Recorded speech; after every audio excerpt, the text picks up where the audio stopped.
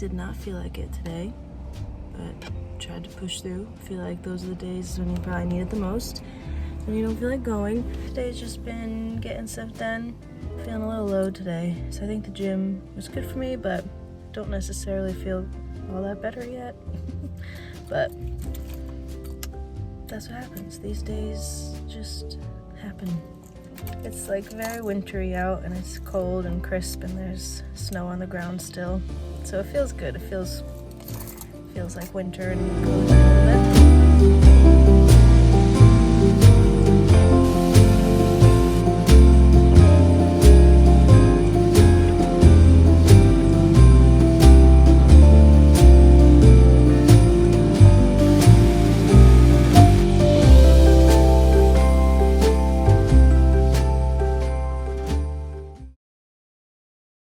Good morning. I come to you from my living room floor.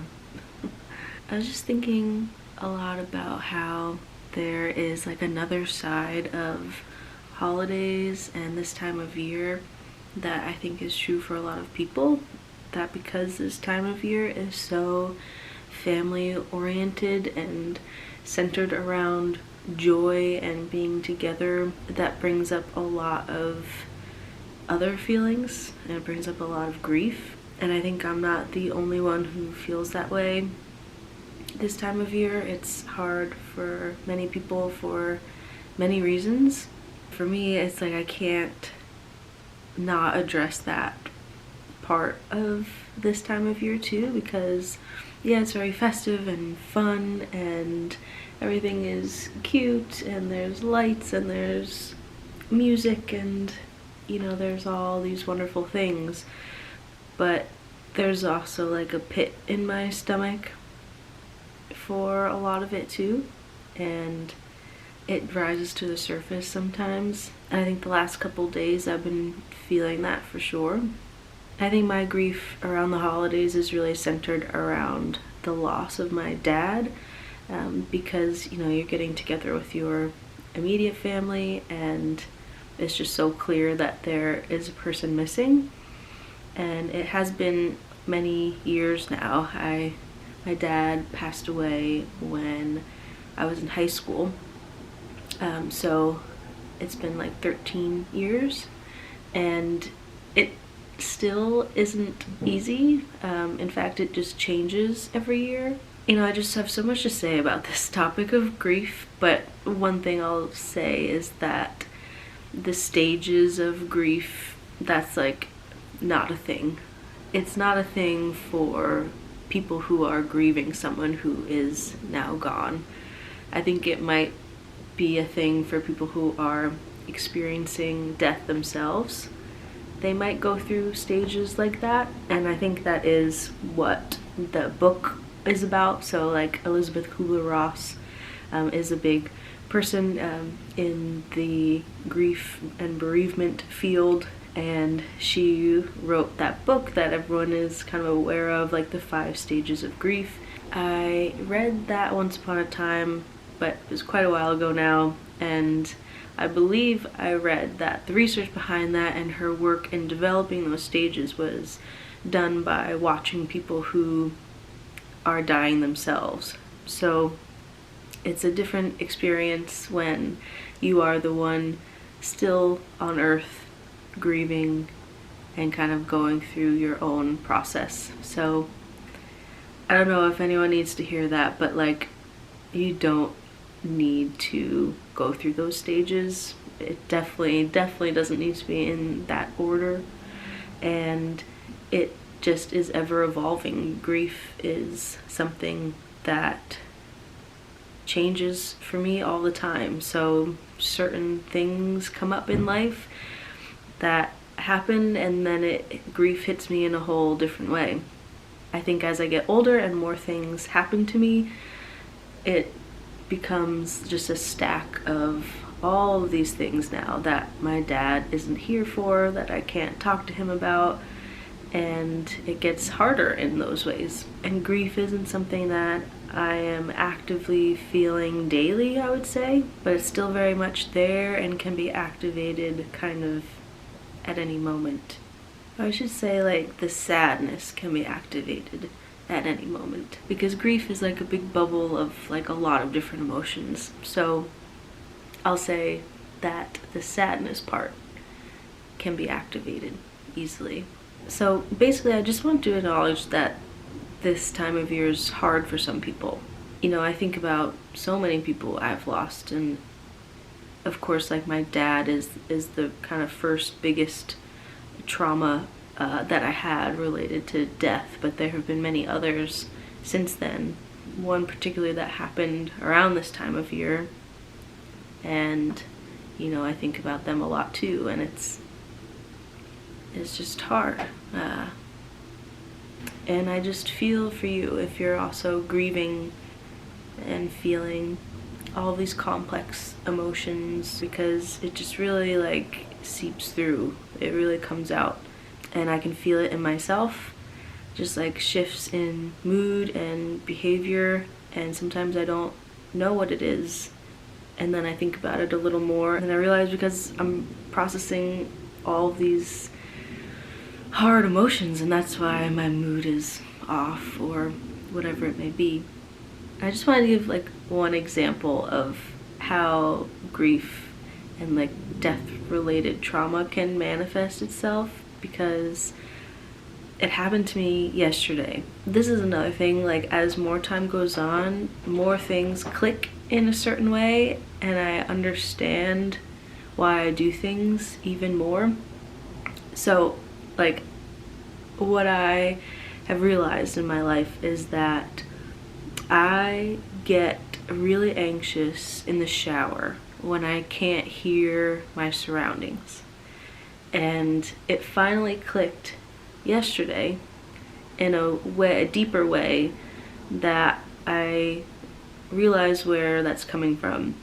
It made me realize how on high alert I am all the time, and I am always trying to prevent people from dying all around me, when dying is not really a threat, when it's very simple things that might be happening, but I'm a worrier, and I will take it 10 steps ahead, and I will think that someone's life is in danger, and it is my responsibility to be there to protect them or stop death from happening.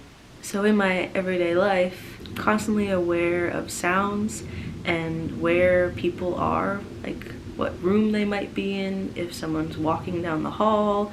You know, we live in a house that has an apartment below, and some people are always like coming in and out of the door downstairs, and I'm like hyper aware of all those things. And when I'm in the shower and I can hear like my partner coughing, I get anxious because I can't hear it well. Like, I don't know if it's a regular cough or if he's choking and I need to help him. And that might sound like crazy to some people, and other people just might really understand that. That is just how the trauma has manifested itself. I just think everyone's gonna die all the time, and I have to be alert, and I have to be there to stop it from happening. And I know that is not healthy for me to feel all the time, and there's definitely like my own work that I need to do with that to make sure that that doesn't like overcome me. You know, I'm aware of all of that for sure, but I just want to express that and kind of like, again, name it here, because I just think it's a real part of dealing with grief and trauma. I don't know, I guess I just want to say that because I don't think I'm alone in feeling this and having these kind of responses, whether maybe it's not the same exact type of thing, but it's similar. You know, above all, I just think it's so important to be the observer, to acknowledge my behaviors and my thought patterns and my anxieties, to be on the outside of it then, because I know that I'm not my thoughts and I'm not my anxieties, and I'm not even my behaviors or my moods. What I am is the thing inside that's observing all of that, and it's good to have that reminder. And you know, it's just rough. It just can be rough. And I think another important thing to remember too is how I then cope with all these hard feelings. I think some of my favorite things to do to cope with grieving during the holiday season is definitely, for me, having time alone to like reflect on things like this is important for me. So like journaling more often, I think, is a way that I like to cope. Talking it out, seeing family. So like today I'm seeing my sister, which will be really great, and that helps me feel really connected to my dad, even because, you know, my sister knows exactly what I'm going through too. So that helps, like spending time with friends and family, people who love and care for me. Moving my body is a big one too, which I have not been doing lately. I've only taken walks like here and there, so I definitely use that as a coping mechanism and need to do that more. So like working out and taking long walks, it's really good for my mental health. Also cooking. I've realized more and more lately that I love cooking, and it really makes me feel connected to myself and connected to the earth, because I'm like chopping up food that will sustain me. And it also kind of feels like I'm caring for myself. It's like a very big self-care act for me, is cooking. I'll try to come up with some new meals to cook maybe for myself the next week. Yeah, just focus on those things to kind of cope with my grief that I'm feeling. And just remind myself that it always ebbs and flows. Like as always, you know, I feel like it's ebbing and flowing a lot this time of year around the holidays. There's a lot of things that I wish my dad and many others could be here for, and I wish I could spend time with them and talk to them and know them more. I just want to say I'm with you if you're feeling similar things this holiday season. I really feel for you, and I know that I'm surviving and living in the ways that I need to. I know that I am in touch with all of it as much as I can be. I interact with those thoughts and feelings, and I think that that's all I can do. I can acknowledge it, I can be the observer, I can put in place some healthy coping mechanisms, and I can just remember. I can have positive, happy, fun, uplifting memories in my mind of all the people that I am missing. I think I will try to shift my focus instead of feeling kind of low like I have been the past couple days, I'm gonna take kind of their memory and let that feed me instead. So I'm gonna try to just shift things up and just talk to my dad. I like to talk to him in my head and just say hello and just keep his memory alive, and kind of try to just turn it into that instead. Just a time to reflect on his memory. Okay, well, I think I will end that here. But again, really, I just want to say that I'm with you. I feel you. You're not alone if you're grieving this time of year. And it's a very big part of this time of year for people. So just encourage you to find some healthy coping skills, and we'll all get through it together. Okay, I hope you have a great day wherever you are, and I'm gonna go see my sister and try to have a good day too.